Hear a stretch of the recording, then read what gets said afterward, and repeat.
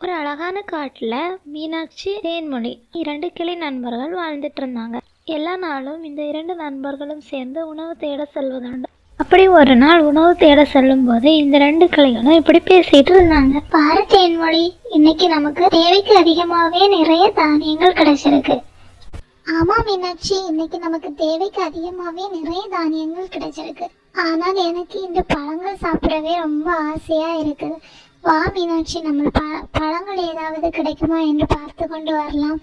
ஆமாம், எனக்கும் தான் ரொம்ப ஆசையா இருக்குது நம் பழங்கள் சாப்பிட. வா மீனாட்சி, அப்போ சிறிது தூரம் சென்று நாம் பழங்கள் ஏதாவது கிடைக்குமா என்று பார்த்து கொண்டு வரலாம். சரி தேன்மொழி, நாம் இந்த தானியங்களை இந்த மரத்தின் கீழே வைத்து கொண்டு போவோம். பழங்களை எடுத்து வரும்போது இந்த தானியங்களையும் சேர்த்து நாம் எடுத்து செல்லலாம். ஆமாம், அதுதான் சரின்னு பேசிக்கிட்ட 2 கிளி நண்பர்களும் தனக்கு கிடைத்த தானியங்களை மரத்தின் கீழே வைத்து கொண்டு பழங்களை தேடுவதற்காக அங்கிருந்து பறந்து சென்றது. இந்த 2 கிளி நண்பர்கள் இப்படி பேசிக்கிட்டு இருந்ததை மோகினி கிளி மரத்தின் ஒளிந்திருந்து கேட்டுக்கொண்டே இருந்தது. மோகினி கிளி ரொம்ப சோம்பேறி கிளி. இதுக்கு உணவு தேட போகிறதுக்கே பிடிக்கவே பிடிக்காது. அது உணவுகளை திருடி தின்றதுல தான் அதுக்கு ரொம்ப ஆர்வம் அதிகம்.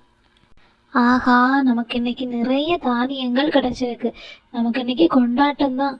நம்ம போய் இந்த தானியத்தை எடுத்துட்டு போய் நம்ம குழந்தைகளுக்கு கொடுத்து நாமும் சாப்பிடலாம். இன்னைக்கு உணவு தேட வேண்டிய அவசியமே இல்லை அப்படின்னு சொல்லிக்கிட்டு சந்தோஷமா மோகினி கிளி அந்த தானியங்களை எடுத்துக்கிட்டு வீட்டுக்கு பறந்து போச்சு.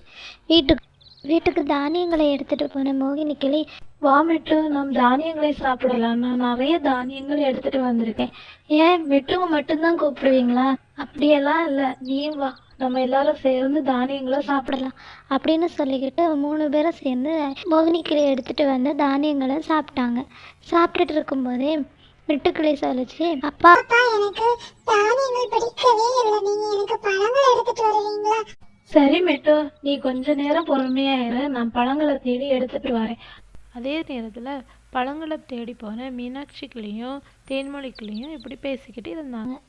பாரு மீனாட்சி, நமக்கு இன்னைக்கு நல்ல நாள், நமக்கு நிறைய பழங்கள் கிடைச்சிருக்கு, நிறைய தானியங்கள் கிடைச்சிருக்கு. வா, நம்ம தானியங்கள் வைத்த இடத்துக்கு போய் நம்ம தானியங்களை எடுத்துட்டு நம்ம வீட்டுக்கு போகலாம். ஆமா தேன்மொழி, வா போகலாம், நேரம் ஆச்சு அப்படின்னு சொல்லிட்டு 2 கிளிகளும் அங்கிருந்து பறந்து தன் தானியங்களை வைத்த இடத்திற்கு வந்தன. பாரு தேன்மொழி, நம் தானியங்கள் வைத்த இடத்தில் தானியங்களை காணோம். யார் இதை திருடி இருப்பாங்க? இதுவரைக்கும் இது மாதிரி நடந்ததே இல்லையே. யார் இதை பண்ணியிருப்பாங்க? நம்ம வச்ச தானியங்கள் எங்க போச்சு? ஆமாம், இது போல் நடந்ததே இல்லை. இதுதான் முதல் தடவையா நடந்திருக்கு. வா, நம்ம போகலாம், நம்ம கிட்ட இருக்க பழங்களை கொண்டு நம்ம பிள்ளைங்களுக்கு கொடுக்கலாம். வா.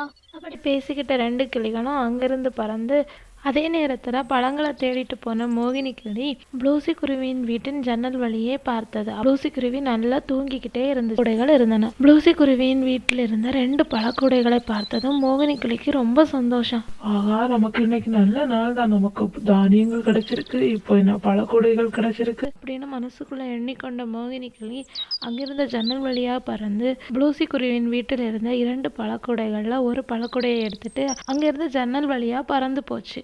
அதே நேரத்துல தூக்கத்துல இருந்து விழித்த ப்ளூஸ் பழக்கூடை காணாம போயிருப்பதை பார்த்தது. அதை பார்த்ததும் ப்ளூசி குருவி, இந்த பழக்கூடையை யாரு திருடி இருப்பாங்க? இதை போய் நம்ம மீனாட்சி அக்கா வீட்டுல சொல்லிட்டு வருவோம் அப்படின்னு பேசிக்கிட்ட ப்ளூசி குருவி அங்கிருந்து பறந்து மீனாட்சி கிளியின் வீட்டிற்கு சென்றது. மீனாட்சி அக்கா, நான் என் வீட்டில் 2 பழக்கூடைகளை வச்சிருந்தேன். நான் தூங்கிட்டு இருக்கும் போது யாரோ வந்து அந்த பழக்கூடையில ஒரு பழக்கூடையை எடுத்துட்டு போயிட்டாங்க. யாரு திருடுனாங்கன்னே தெரியல. ஆமா ப்ளூசி, இதே மாதிரி தான் நாங்களும் காலையில நிறைய தானியங்கள் கிடைச்சிருக்கு அப்படின்னு மரத்தடியில வச்சுக்கிட்டு நாங்க பழங்களை தேடி போனோம்.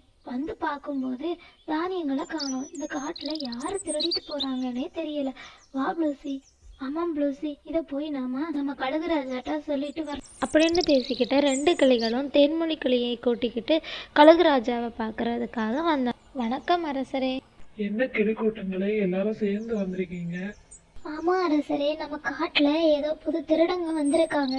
நாங்க தேடி வைக்கவும் எல்லா தானியங்களையும் அந்த திருடர்கள் திருடிட்டு போறாங்க அப்படின்னு மீனாட்சி குருவி அரசரிடம் கூறியது. இதே போல எல்லா கிளிகளும் தனக்கு நடந்த எல்லா விஷயங்களையும் அரசரிடம் முறையிட தொடங்கி.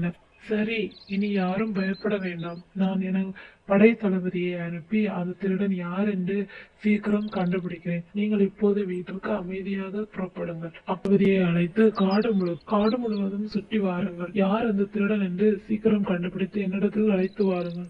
ஒரு மாலை பொழுதுல மோகினிக்கிளி ஒரு புறாவின் மாம்பழ தோட்டத்திலிருந்து மாம்பழங்களை திருடியது. அதை படைத்தளபதியார் ஒரு மரத்தின் பின்புறம் இருந்து பார்த்து கொண்டே இருந்தார். இதை பார்த்த படைத்தளபதி மோகினிக்கிளியை துரத்தி பிடித்து அரசரிடம் கொண்டு வந்தார். அரசரே, இந்த காட்டில் கிளிகளின் உணவுகளை திருடியது இந்த மோகினி கிளிதான்.